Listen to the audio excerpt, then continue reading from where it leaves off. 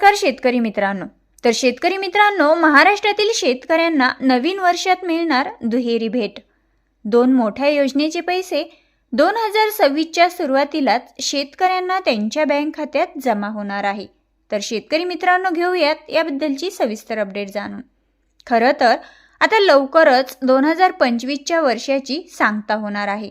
मित्रांनो, आता आपण जर पाहिलं तर पीएम किसानचा 21वा हप्ता वितरित झाल्यानंतर संपूर्ण राज्यातील शेतकरी बांधव आता नमोच्या 8व्या हप्त्याची आतुरतेने वाट पाहत आहेत। मग आता नमोचा 8वा हप्ता नक्की शेतकऱ्यांना केव्हा मिळणार? घेऊयात याबद्दलची सविस्तर अपडेट जाणून। शेतकरी मित्रांनो, मिळालेल्या माहितीनुसार या आठवड्यात किंवा मग जानेवारीच्या पहिल्याच आठवड्यात शेतकऱ्यांना नमो शेतकरी योजनेचा 8वा हप्ता हा वितरित होऊ शकतो।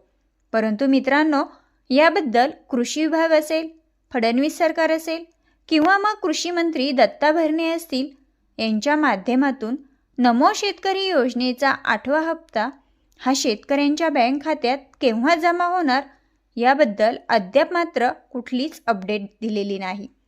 पण शेतकरी मित्रांनो, मीडिया रिपोर्टमध्ये नवीन वर्षाच्या सुरुवातीलाच हा हप्ता शेतकऱ्यांच्या बँक खात्यात जमा होणार अशी माहिती आहे।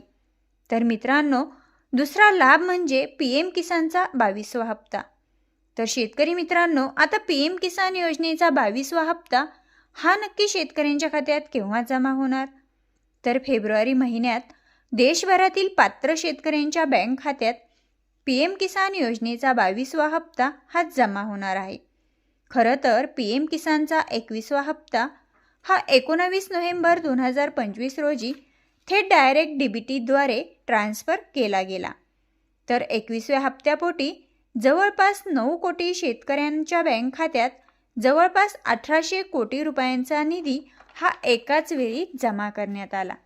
आणि आता पुन्हा एकदा फेब्रुवारी 2026 मध्ये पीएम किसानच्या 9 कोटी लाभार्थ्यांना प्रत्येकी 2000 रुपये याप्रमाणे 1800 कोटी रुपयांचा लाभ हा दिला जाणार आहे।